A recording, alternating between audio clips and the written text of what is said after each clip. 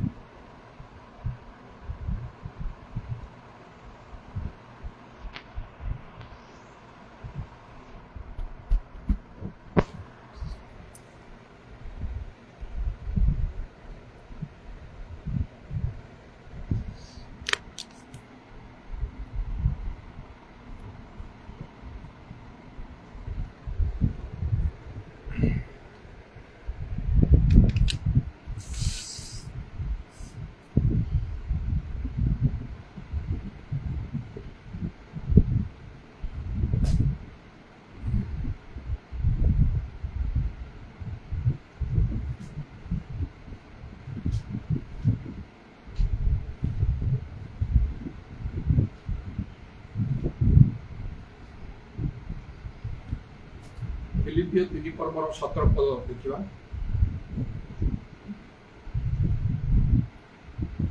से लिखा होची, हे भ्रातृगण तुम्हें माने एकत्र मिली मोहर अनुकारी माने आम मान जो आदर्श देखो जो माने तदनुजाई आचरण करती समान प्रति दृष्टि कर। प्रकृत विश्वासी मान जीवन जगत रे संपूर्ण भिन्न। आमे अन्य काहाको देखि पारिबा नाही, मात्र प्रभुंकर उत्तम यथार्थ उपयुक्त लोक मान को आमान को देखिबा को हबो, आउ सेमानकर आमे अनुकरण करिबा को हबो।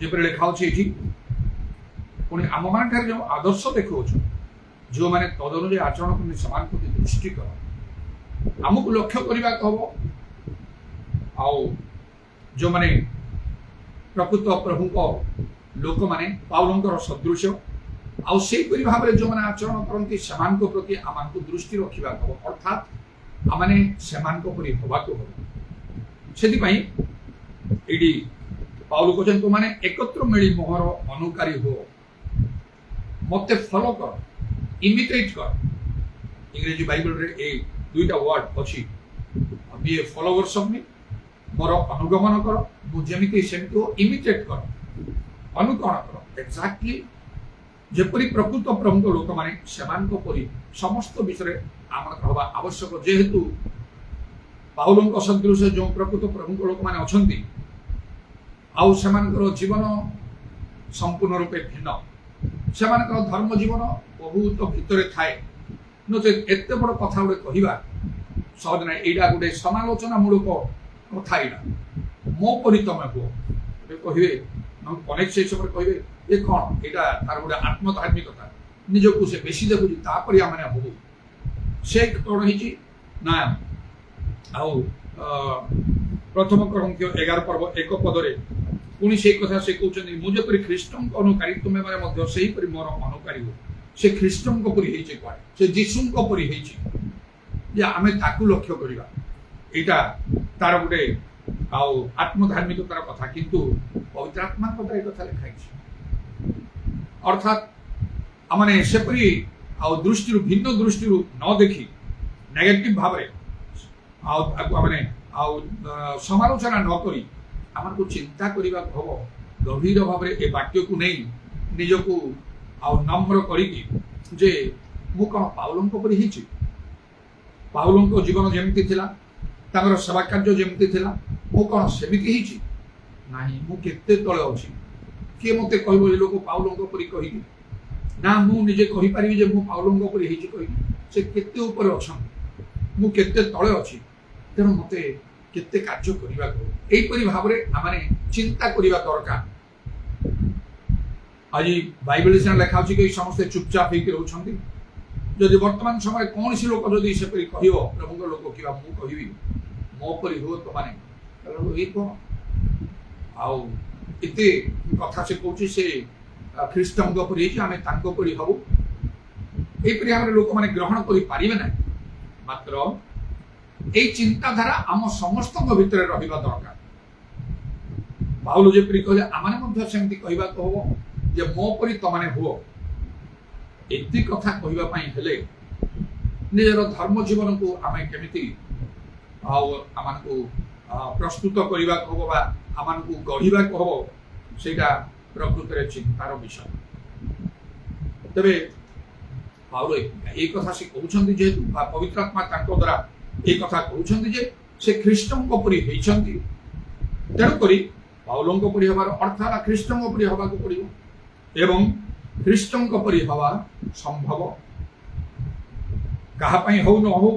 पाउल तो ए कथा कहउछंती, पवित्र आत्मा तांको द्वारा ए कथा कहउछंती, धर्मशास्त्र बाइबल रे लिखाई जाईछि तो माने मो परि बा पवित्र आत्मा एहा कहबा पई चाहंती जे तो माने पाउलंक परि हो।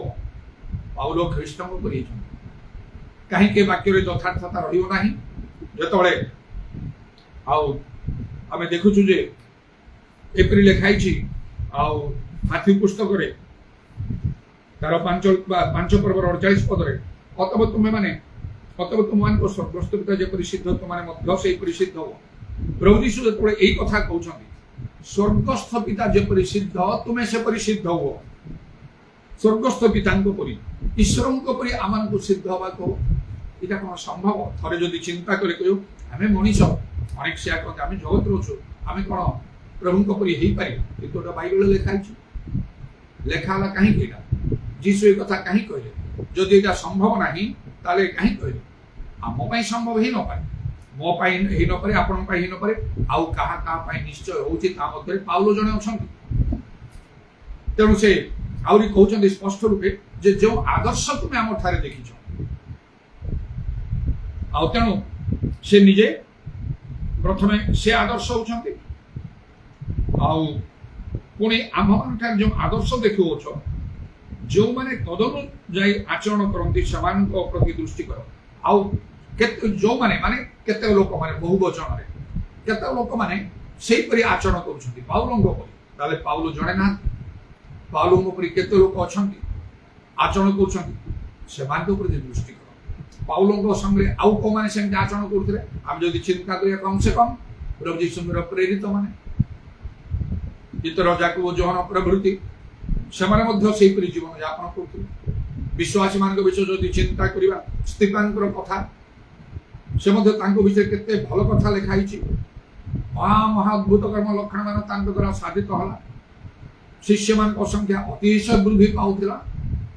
ତେଣୁ ନିଶ୍ଚୟ ଆମେ ଜାଣିପାରୁନାହୁଁ, କିମ୍ବା ଜାଣିଲେ ମଧ୍ୟ ଆମେ ସ୍ୱୀକାର କରିବାକୁ କିମ୍ବା ଗ୍ରହଣ କରିବାକୁ ଆମେ ଇଚ୍ଛା କରୁନା। କାଳେ ସେମାନେ ଉପରକୁ ଉଠିଯିବେ, ଆମେ ତଳକୁ ଚାଲିଯିବା। ଆମେ ତ ସେଇ ସ୍ତରକୁ କେବେ ଯାଇନୁ, କି ହୁଏତ ଯାଇପାରିବା ନାହିଁ। ସେଥିପାଇଁ କାହିଁକି ଅନ୍ୟମାନଙ୍କର ପ୍ରଶଂସା କରିବା? এই ପ୍ରକାର ଗୋଟିଏ ଭାବ ମଧ୍ୟ ଭିତରକୁ ଆସେ। କିନ୍ତୁ ଆଉ ଏହିପରି ଜୀବନ କାଟିବା, ଖ୍ରୀଷ୍ଟଙ୍କ ସଦୃଶ ଜୀବନ ଯାପନ କରିବା ସମ୍ଭବ, ଏବଂ କେତେକ ତାହା କରୁଛନ୍ତି। ଦିନେ ଯେତେବେଳେ ପରମେଶ୍ୱରଙ୍କର ସମ୍ମୁଖରେ ଆଉ ଏଲିୟ ଭବିଷ୍ୟତ ବକ୍ତା ଅଭିଯୋଗ କରି କହିଲେ, ଦେଖ ତୁମର ସବୁ ଭବିଷ୍ୟତ ବକ୍ତା ମାନଙ୍କୁ ଏମାନେ ମାରି ଦେଇଛନ୍ତି, ଇସ୍ରାଏଲ ବିଷୟରେ ସେ ଗୋଟେ ଅଭିଯୋଗ କଲେ। ସମସ୍ତଙ୍କୁ ମାରି ଦେଇଛନ୍ତି, ମୁଁ ଜଣେ ମାତ୍ର ଅଛି, ଆଉ ମତେ ବି ସେମାନେ ମାରିବା ପାଇଁ ସେମାନେ ଖୋଜୁଛନ୍ତି, ମୋ ପ୍ରାଣ ଖୋଜୁଛନ୍ତି। ପରମେଶ୍ୱର ସେତେବେଳେ ତାଙ୍କୁ କହିଲେ, ଆଉ 7,000 ପୁରୁଷଙ୍କୁ ଆମେ ଅବଶିଷ୍ଟ ରଖିଛୁ ଇସ୍ରାଏଲ ମଧ୍ୟରେ, ଯେଉଁମାନେ ଆଉ ସେ ବାଲକୁ ପ୍ରଣାମ କି ଚୁମ୍ବନ କରିନାହାନ୍ତି। 7,000 ଲୋକଙ୍କୁ ଆମେ ଅବଶିଷ୍ଟ ରଖିଛୁ। ଯୁଦା ଏଇଲେ ଜାଣିପାରିବେ। ଆଉ ତେଣୁକରି ପରେ ଲେଖା ହେଇଛି ନୂତନ ନିୟମରେ ଯେ ଏବେ ମଧ୍ୟ ଅନୁଗ୍ରହର ନିର୍ବାଚନ ଅନୁସାରେ କେତେକ ଅବଶିଷ୍ଟ ଲୋକଙ୍କୁ ପ୍ରଭୁ ରଖିଛନ୍ତି।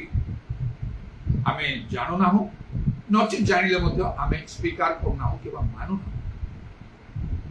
ଏଇଟା ଗୋଟେ ବିଶେଷ କଥା। ଏଇଟା ଆରମ୍ଭରେ କ'ଣ ଲେଖା ହେଇଛି? ଆଉ ସେ ଫିଲିପିୟ ସେ 3 ପର୍ବର 17 ପଦର ଆରମ୍ଭ କରେ, ହେ ଭ୍ରାତୃଗଣ, ତୁମେମାନେ ଏକତ୍ର ମିଳି ମୋର ଅନୁକାରୀ ହୁଅ। ଏକତ୍ର ମିଳି ତମାନେ ସମସ୍ତେ ଏକ ହେଇଯାଅ। ଆଉ ଏକ ହେଇକି ତାମାନେ ଆଉ କିଛି ବାକି ରହିବା କଥା ନାହିଁ। ସମସ୍ତେ ତୁମମାନେ ଏକତ୍ର ମିଳି ମୋର ଅନୁକାରୀ ହୁଅ। ତାହେଲେ ସମସ୍ତଙ୍କୁ ଏଇ କଥା କୁହାଉଛି। ଏଇଟା କୋଉ ପାଷ୍ଟରଙ୍କୁ କୁହା ହେଇ ନାହିଁ, ପ୍ରଭୁଙ୍କ ଦାସମାନଙ୍କୁ ଏଇ କଥା କୁହା ହେଇ ନାହିଁ, ନେତାମାନଙ୍କୁ ଏଇ କଥା କୁହା ନାହିଁ। ଏ ଭ୍ରାତୃଗଣ, ବ୍ରଦର୍ସ, ଭାଇମାନେ, ସମସ୍ତ ବିଶ୍ୱାସୀ ମାନଙ୍କୁ ଏଇ କଥା କୁହାଯାଇଛି। ଏବଂ ସେହି ସମାନ କଥା ଆଉ ଯୋଉ ପ୍ରଥମ ଗ୍ରନ୍ଥୀୟ 4 ପର୍ବ 16 ପଦରେ ପାଉଲ ଯୋଉ କହୁଛନ୍ତି, ଏଣୁ ମୁଁ ତୁମମାନଙ୍କୁ ଅନୁରୋଧ କରେ ତୁମେମାନେ ମୋର ଅନୁକାରୀ ହୁଅ। 3ଟା ଜାଗାରେ ଏଇ କଥା କହୁଛନ୍ତି, ମୋ ପରି ହୁଅ, ମୋ ପରି ହୁଅ, ମୋ ପରି ହୁଅ କହି। ଆଉ ଏଇ ପ୍ରଥମ ଗ୍ରନ୍ଥି 4:16 ସେ କହିଲେ, ମୁଁ ତୁମମାନଙ୍କୁ, ଏଣୁ ମୁଁ ତୁମମାନଙ୍କୁ ଅନୁରୋଧ କରେ। ଏଇଟା ଗୋଟେ ବିଶେଷ କଥା, ଗୋଟେ ସାଧାରଣ କଥା ନାହିଁ। ସେ କହୁଛନ୍ତି ମୁଁ ଅନୁରୋଧ କରୁଛି ତମକୁ। ଅନୁରୋଧ କାହାକୁ କରାଯିବ? ଅନୁରୋଧ ସେମାନଙ୍କୁ କରାଯିବ ଯେଉଁମାନେ କହିଲେ ମଧ୍ୟ ଶୁଣନ୍ତି ନାହିଁ। କେତେ ଭଲ ଲୋକମାନେ ଅଛନ୍ତି, ସେମାନେ କ'ଣ ଭାବିବେ, ଆରେ ଏ ଲୋକଟା ଶୁଣୁନାହିଁ, ମାତ୍ର ବିପଦରେ ପଡ଼ିବ, ସମସ୍ୟାରେ ପଡ଼ିବ, ଦୁଃଖରେ ପଡ଼ିବ, ଅସୁବିଧାରେ ପଡ଼ିବ। ତେଣୁ କାହିଁକି ସେ ସେମିତି ହବ? ଆଉ ସେ ଯେମିତି ସେଥିରେ ନ ପଡ଼ିବ ଏଥିପାଇଁ ଆଉ କେତେକ ହୁଏତ କହିବେ, ଭାଇ ସେଭଳି କାମ କର ନାହିଁ, ସେ ବାଟରେ ଯାଅ ନାହିଁ, ଭଲ ନାହିଁ ତମ ପାଇଁ, ମୁଁ ତମକୁ ରିକ୍ୱେଷ୍ଟ କରୁଛି। ତେଣୁ ପାଉଲ ଯେତେବେଳେ ମୁଁ ଅନୁରୋଧ କରୁଛି ତମାନେ ଏଥିରେ ଗୋଟେ କିଛି ଗୋଟେ ଗଭୀର ଚିନ୍ତା ନେଇକି ସେଇ କଥା କହୁଛନ୍ତି। କଣ ସେ ପାଉଲଙ୍କର ଅନୁରୋଧକୁ ଆମେ ରକ୍ଷା କରିପାରିବା? ରକ୍ଷା କରିପାରିଛୁ ଆମେ? ଅର୍ଥାତ୍ ନିଜକୁ ନିଜେ ଆମକୁ ପ୍ରଶ୍ନ କରିବାକୁ ହବ, ମୁଁ କଣ ପାଉଲଙ୍କ ପରି? କଣ କେମିତି କୋଉ ବିଷୟରେ? ବିଶେଷ କରି ଆମମାନଙ୍କର ଜୀବନ, ଆମମାନଙ୍କର ସେବା କାର୍ଯ୍ୟ ସମୟରେ ଲାଇଫ୍ ଆଣ୍ଡ ମିନିଷ୍ଟ୍ରି ଆମର ବଦଳି ଯିବାକୁ ହବ। ଆମ ଜୀବନ ବଦଳିବାକୁ, ଆମମାନଙ୍କର ସେବା କାର୍ଯ୍ୟ ପ୍ରଧାନ ଭାବରେ ବଦଳିବାକୁ ହବ। ପାଉଲଙ୍କ ପରି ହେବାକୁ ହବ, ଯୋଉ ପାଉଲ ଯୀଶୁଙ୍କ ପରି ହେଇଛନ୍ତି। ତେଣୁ ଯଦି ଆମେ ପାଉଲଙ୍କ ପରି ହେଇଗଲୁ, ଆମେ ଯୀଶୁଙ୍କ ପରି ହେଇପାରିବା। ତାହେଲେ ବହୁତ ବଡ଼ ଲାଭ କଣ ହବ? ବିଶେଷ ଦୁଇଟି ଲାଭ ହବ। ଏକ ହେଲା ଈଶ୍ୱରଙ୍କ ରାଜ୍ୟ ବୃଦ୍ଧି ହବ। ସେମାନଙ୍କ ଦ୍ୱାରା ନାନା ଆଶ୍ଚର୍ଯ୍ୟ କର୍ମ ସାଧିତ ହଉଥିଲା। ପାଉଲ କହିଲେ ମୋର ସତ୍ୟତା ଖ୍ରୀଷ୍ଟଙ୍କ ବିଷୟରେ ମୁଁ ସବୁ କରିପାରିବି। ଆଉ ଏଇପରି ପ୍ରେରିତ ମାନଙ୍କ ଦ୍ୱାରା ସେଇ ସ୍ତିଫାନ ଏମାନଙ୍କ ଦ୍ୱାରା ଏତେ ବଡ଼ ଆଶ୍ଚର୍ଯ୍ୟ କର୍ମ ହଉଥିଲା ଯେ ହଜାର ହଜାର ସଂଖ୍ୟା ଲୋକମାନେ ମନ ପରିବର୍ତ୍ତନ କରୁଥିଲେ। ସେଇଟା ପ୍ରଭୁ ଚାହୁଁଛନ୍ତି ଆମମାନଙ୍କ ଠାରୁ। এই ସହରରେ ସେ ପୁରା ହଜାର ହଜାର ଲୋକମାନେ ଯେମିତି ବଦଳି ଯିବେ, ଏଥିପାଇଁ ବହୁତ ଦିନର ପ୍ରାର୍ଥନା ଦରକାର ନାହିଁ। ଆଉ ବହୁତ ବଡ଼ ବଡ଼ ସଭା ସମିତି କରି ମିଟିଂ କରିବାର ଆବଶ୍ୟକ ନାହିଁ। ଅନେକ ପ୍ରଚାରକ ମାନଙ୍କୁ ପଠାଇବାର ଆବଶ୍ୟକ ନାହିଁ। ବହୁ ଶିକ୍ଷକଙ୍କୁ ସଂଗ୍ରହ କରିବାର ଆବଶ୍ୟକ ନାହିଁ। ଗୋଟିଏ ଲୋକ ଯଥେଷ୍ଟ। ସେ ପାଉଲଙ୍କ ପରି ହେଲେ, ପିତରଙ୍କ ପରି ହେଲେ, କିଏ ବା ଆଉ ସେ ସ୍ତିଫାନଙ୍କ ପରି ହେଲେ ଯଥେଷ୍ଟ। ଗୋଟିଏ ଆଶ୍ଚର୍ଯ୍ୟ କର୍ମ, ହଜାର ହଜାର ଲୋକଙ୍କର ପରିବର୍ତ୍ତନ। ପିତରଙ୍କର ସେ ଗୋଟିଏ ଆଶ୍ଚର୍ଯ୍ୟ କର୍ମ, ମାତୃଗର୍ଭରୁ ଖଞ୍ଜଲକୁ ସେ ଭଲ କଲେ, 5000 ପୁରୁଷ ଲୋକମାନଙ୍କର ପରିବର୍ତ୍ତନ ହେଲା। ସେଇ କଥା ଯଦି ଆମେ ପୁଣି ଚିନ୍ତା କରୁ, ସବୁବେଳେ ମୁଁ ନ କହିକି ରହେ ନାହିଁ। ଯଦି ନ କହି ସେଟା ମତେ ଉଣା କରି ଲାଗେ। ଆଉ କଣ ସେଟା କେବଳ କଣ ପୁରୁଷ ଲୋକ ବିଶ୍ୱାସ କରୁଥିବେ? ନାହିଁ, ସ୍ତ୍ରୀ ଲୋକମାନେ ମଧ୍ୟ ବିଶ୍ୱାସ କରିଥିବେ, ଆଉ ସେମାନଙ୍କର ପିଲାମାନେ ମଧ୍ୟ ଥିବେ। ତେଣୁ ପୁରୁଷ ସଂଖ୍ୟା ଯଦି 5000 ହେଲା, ପ୍ରେରିତ 4 ପର୍ବର 4 ପଦ ଅନୁସାରେ, କାରଣ ପ୍ରେରିତ 3 ପର୍ବରେ ସେ ମାତୃଗର୍ଭରୁ ଖଞ୍ଜଲକୁ ସେ ସୁସ୍ଥ କଲେ ପ୍ରଭୁ ଯୀଶୁଙ୍କ ନାମରେ। ଆଉ ସେ ପ୍ରେରିତ 4ର 4 ଯୋଉ 5000 ପୁରୁଷ ଲୋକମାନେ ବିଶ୍ୱାସ କଲେ। ସ୍ତ୍ରୀ ଲୋକମାନେ କରୁଥିବେ, ତାଙ୍କର ପିଲାମାନେ କୁଆଡ଼େ ଯିବେ? ପୁରୁଷ ସ୍ତ୍ରୀ ଅର୍ଥାତ୍ ସ୍ୱାମୀ ସ୍ତ୍ରୀ ଯଦି ବିଶ୍ୱାସ କରି, ପିଲାମାନେ ବି ଯିବେ ଗିର୍ଜାକୁ, ବାପା ମା ଗଲେ। ତେଣୁ ସଂଖ୍ୟା କେତେ ହେଇଥିବ? ଆନୁମାନିକ ମୁଁ କହୁଛି 10,000 କି 15,000 ହେଇଥିବ। ଗୋଟିଏ ଲୋକ ଆଉ ଗୋଟିଏ ଆଶ୍ଚର୍ଯ୍ୟ। କେମିତି ଈଶ୍ୱରଙ୍କ ରାଜ୍ୟ ବୃଦ୍ଧି? ତେଣୁ କରି ତ ପାଉଲ ସେ ବିଶେଷ କଥା କହିଲେ। ଆଉ ପ୍ରଥମ କରନ୍ତେ 4 ପର୍ବ 20 ପଦରେ ଈଶ୍ୱରଙ୍କ ରାଜ୍ୟ ବାକ୍ୟରେ ନୁହେଁ ସତ୍ୟରେ ପ୍ରକାଶ ପାଏ। ଆଜି ପ୍ରଭୁ ମାନଙ୍କୁ ଏ କଥା କହିବା ପାଇଁ ଚାହୁଁଛନ୍ତି, ପବିତ୍ର ଆତ୍ମା ପଚାରିବା ପାଇଁ ଚାହୁଁଛନ୍ତି, ତୁମେ କଣ ପାଉଲଙ୍କ ପରି? ତୁମର ଲାଇଫ ଆଣ୍ଡ ତୁମର ମିନିଷ୍ଟ୍ରି କଣ ପାଉଲଙ୍କ ପରି? ନାହିଁ ନା। ସେଥିପାଇଁ ଈଶ୍ୱରଙ୍କ ରାଜ୍ୟ ବଢୁନାହିଁ। ଏ ଜଗତ ଏମିତି ହେଇକି ରହିଛି, ଏ ସହର ଏମିତି, ଏ ଦେଶ ଏମିତି, ଏ ରାଜ୍ୟ ଏମିତି। ପ୍ରାର୍ଥନା ବି ଯଦି କରୁଛୁ, ଭଲ କଥା, କିଛି ଖରାପ ବିଷୟ ନାହିଁ। ଆବଶ୍ୟକ ତାହା ମଧ୍ୟ ପ୍ରଚାର କରୁଛୁ, ଭଲ କଥା। କିନ୍ତୁ ତା ଭିତରେ ଏ ପ୍ରାକ୍ଟିକାଲ କାମ ହବା ଦରକାର। ଲୋକଙ୍କର ପ୍ରକୃତରେ ପରିବର୍ତ୍ତନ ହବା ଦରକାର। ଯଦି ନାହିଁ, ଆମେ ଯଦି ଦେଖିବା, ଆମେ ଶୂନ। ଗୋଟିଏ ଲୋକର ପରିବର୍ତ୍ତନ, ଗୋଟିଏ ଆଉ ଲୋକମାନେ ହଜାର ହଜାର ଲୋକଙ୍କୁ ଯେତେବେଳେ ବଦଳଉଛନ୍ତି, ଆମର ଦ୍ୱାରା ଗୋଟିଏ ଲୋକର ପରିବର୍ତ୍ତନ ନାହିଁ। କେତେ ବଡ଼ ଦୁଃଖ ଆଉ ପରିତାପର ବିଷୟ। କେମିତି ପ୍ରଭୁଙ୍କୁ ମୁହଁ ଦେଖେଇବା? ବାଇବେଲ ଲେଖା ହେଇଛି, ପିତର କହିଲେ, ଧାର୍ମିକ କଷ୍ଟରେ ପରିତ୍ରାଣ ପାଇଲେ ପାପୀ କୋଉଠି ମୁହଁ ଦେଖେଇବ? ଆତ୍ମା ଲାଭ ଠାରୁ ବଡ଼ ବିଷୟ କିଛି ବିଷୟ ନାହିଁ। ଦିନେ ପ୍ରଭୁ ଠାରେ ହିସାବ ଦେଲା ବେଳେ ନିଶ୍ଚୟ ପ୍ରଭୁ କହିବେ, ଆଉ ତମେ କେତେଟା ଆତ୍ମା ଲାଭ କଲ?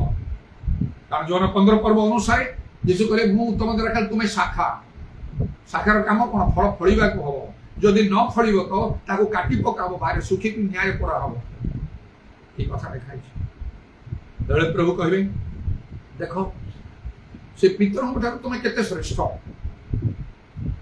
ତମେ ଆଉ ଜଗତରେ ଥିବା ସମୟରେ, ସମାଜରେ ଥିବା ସମୟରେ ତମେ ମାନ୍ୟଗଣ୍ୟ ଲୋକ ଥିଲ, ଖ୍ରୀଷ୍ଟିଆନ ଲୋକ ବି ଥିଲ, ଭଲ ଘର ଦ୍ୱାର, ଖାଇବା ପିଇବା ସବୁ ଷ୍ଟାଟସ୍ ମେଣ୍ଟେନ୍ କରୁଥିଲ, ଭଲ ଚାକିରି ଇତ୍ୟାଦି ସବୁ ବିଷୟ ଥିଲା।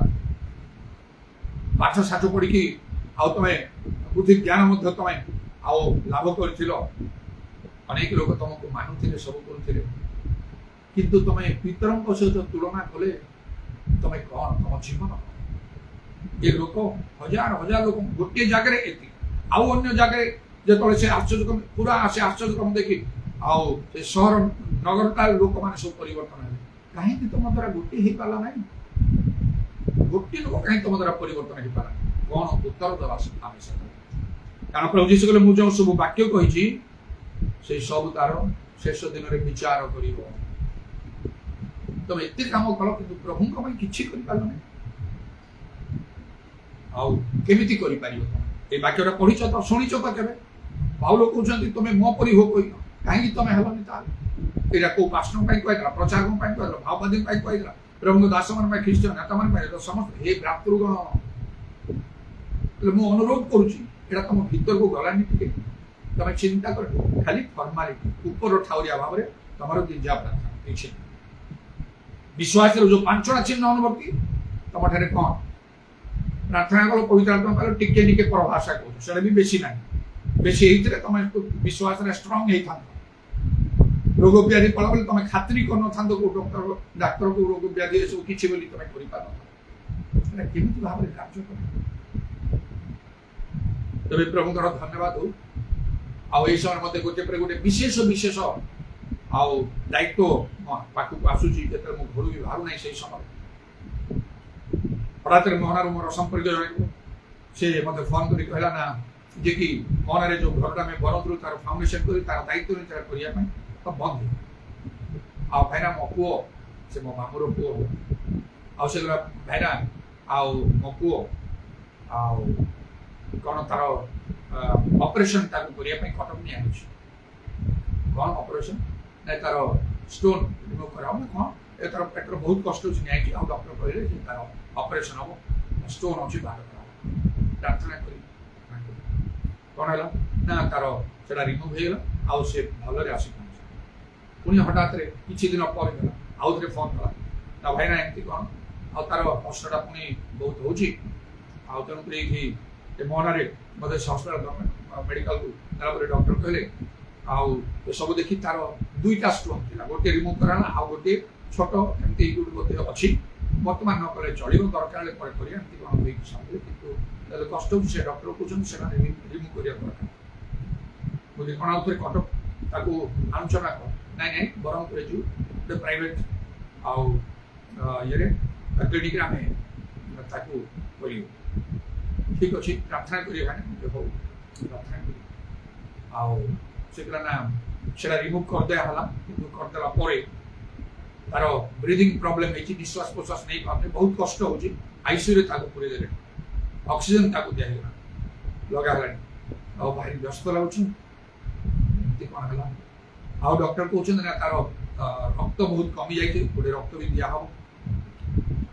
हो व्यस्त होनी आउ तार से आईसीयू भीतर किए जापर कि ना से छाड़ना व्यस्त तो से तो मुझे बर्तमान प्रार्थना कर दिन आउ से फोन कर भाई आ भाईना से भल अच्छी डॉक्टर कहते से भल अच्छी आउ से निजे कहूँ भल अच्छी तार नेक्स्ट डे बोधे गत काली एमती गिरजा सरी बसी से बरहपुर मेसेज को पोस्ट करुच्ची एडिटिंग करके फोनटा आसे मोहना पाख खारीगुड़ा जो चर्च गोटे अच्छे जड़े बिलीवर से फोन कर आज्ञा केमती अच्छा बहुत दिन मुझे फोन करनी आप शरीर असुस्थ इत्यादि किंतु प्रार्थना करुचु सब हाँ मुझे बहुत परिमाण में भल अच्छी मुझे जानूँ तुम समस्त प्रार्थना प्रभुर महाअनुग्रह मत बंचिक रखला आउ किंतु मु बाहर को एपर्यंत विशेष भाव में बाहरी ना अल्प दिन मध्य मुझे बाहरी बोली मनस्थ करुच्ची गिरजा प्रार्थना तो सब नॉर्मल भाव में करुच्ची इत्यादि कही खुशी अच्छा हो ठीक अच्छे मो प्रार्थना करें मुझे समस्त प्रार्थना करुच्ची अल्प दिन मध्य देखा तो जी रखुच्छी ना आज्ञा मोर गोटे अनुरोध गोटे अच्छे कौन है भुवनेश्वर मोर मामू जन अच्छे रोमान कैथोलिक लोक फैमिली सहित किस यूनिवर्सिटी से प्रोफेसर अच्छा स्त्री लेक्चरर अच्छा किडनी दुईटा डैमेज आउ ट्रिटमेंट सब द्वारा किसी होनी बर्तमान फाइनाली कहुई किडनी ट्रांसप्लांट करवा किडनी रोपण करवा आज्ञा बहुत व्यस्त हो छुआ पिला के दुईटा 6 वर्षर दुईटा झील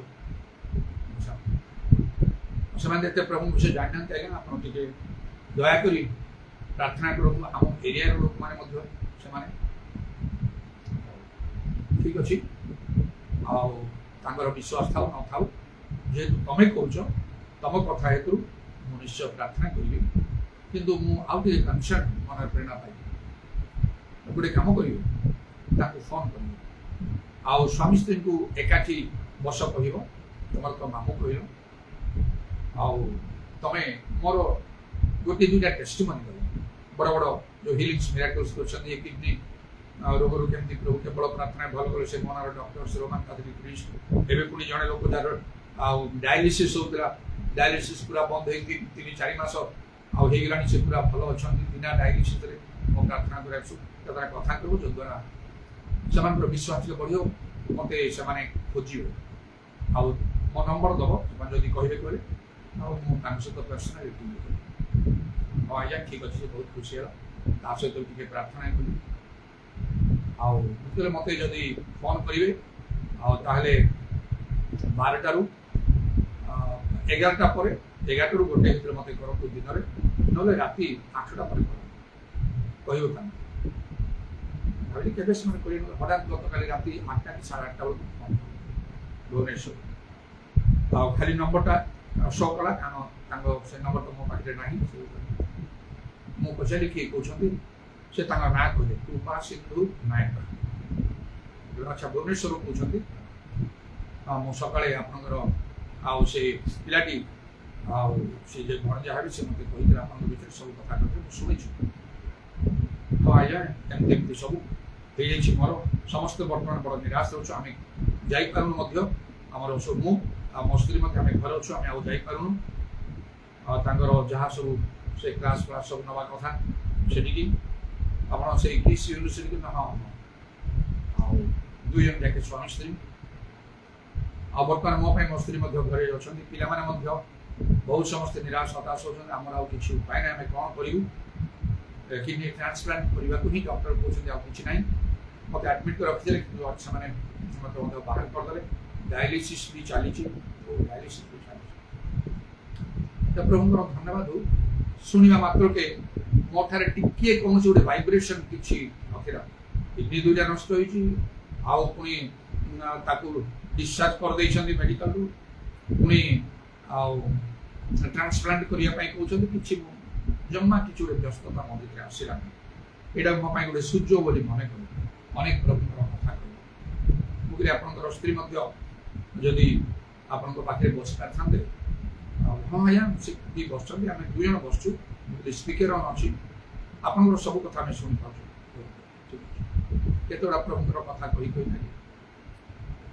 ଆଉ ମୁଁ ଦେଖିଲି ତାଙ୍କର ବିଶ୍ୱାସ ବହୁତ ବଢ଼ିଗଲାଣି ମୁଁ କହିବି ଯଦି ଆପଣ ଚାହିଁବେ ଗୁରୁମାନ କାତିର ଲୋକ ଯଦି ଚାହିଁବେ ସଣ୍ଡେ ଦିନେ ଆସନ୍ତୁ ଗୋଟେ ସ୍ପେଶାଲ ଆଉ ଗ୍ୟାଦରିଂ ସ୍ପେଶାଲ ପ୍ରେୟାର ୱର୍ସିପ୍ ସେଟା ଥିବ ଆଉ ବିଶେଷ ପ୍ରାର୍ଥନା ମଧ୍ୟ ସବୁଦିନ ତ ହୁଏ କିନ୍ତୁ ସଣ୍ଡେରେ ଆଉ ଟିକେ ସ୍ପେଶାଲ ଭାବରେ ହେବ ଆପଣ ଯଦି ଆସିବେ ତାହେଲେ ଭଲ ହେଇପାରନ୍ତି ଆସିପାରନ୍ତି ସେ ପୁଅଟା ଯିଏ ମୋତେ ତା ଗାଡ଼ିରେ ନେବା ଆଣିବା କରେ ସେ ପ୍ରାକ୍ଟିସ ତା ବିଷୟରେ ତାଙ୍କ ସ୍ୱାମୀ ସ୍ତ୍ରୀ ବିଷୟରେ ବି କରି ସେମାନେ 2-3 ଥର ମାତ୍ର ଆସିଛନ୍ତି ଆଉ ପ୍ରଭୁ ତାଙ୍କ ପାଇଁ ମ୍ୟାରେଜର 6-7 ବର୍ଷ ପରେ ଆଉ ଆମେ ଯେଉଁ ସ୍ପେଶାଲ ପ୍ରେୟାର ହେଲା ସେ ପ୍ରେଗନେଣ୍ଟ ଅଛନ୍ତି ତାଙ୍କ ସ୍ତ୍ରୀ ବର୍ତ୍ତମାନ ଡକ୍ଟର ବି କନଫର୍ମ କରୁଛନ୍ତି କେତେ ବିଷୟ କହିଲା ପରେ ସେ ନିଜେ କହିଲେ ଆଜ୍ଞା ମୁଁ ବର୍ତ୍ତମାନ କହିଲେ ବର୍ତ୍ତମାନ ଯିବି ଆପଣଙ୍କ ଆଉ ନାଇଁ ସେମିତି କିଛି ନାହିଁ ଏଇ କିଛି ଦିନ ସଣ୍ଡେ ପର୍ଯ୍ୟନ୍ତ ହେଲା ମୁଁ ପ୍ରତ୍ୟେକ ଦିନ ଆପଣଙ୍କ ସହିତ ଫୋନ୍ରେ ମୁଁ କଣ୍ଟାକ୍ଟ କରିବି ଆପଣମାନଙ୍କ ସହିତ କଥାବାର୍ତ୍ତା କରିବି ଗ୍ରାଜୁଆଲି ମୁଁ ଆପଣମାନଙ୍କୁ ଗାଇଡ଼ କରିବି କ'ଣ